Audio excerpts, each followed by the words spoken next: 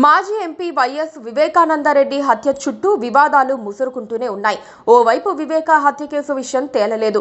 ఈలోగా ఈ కేసుతో సంబంధం ఉన్న వాళ్లంతా ఒక్కొక్కరిగా చనిపోతూ ఉండటంపై అనుమానాలు పెరిగాయి. పోలీసులు కూడా దీనిపై దృష్టి సారించారు. తాజాగా వాచ్మెన్ రంగన్న భార్య ఇచ్చిన ఫిర్యాదు మేరకు పోలీసులు కేసు నమోదు చేశారు.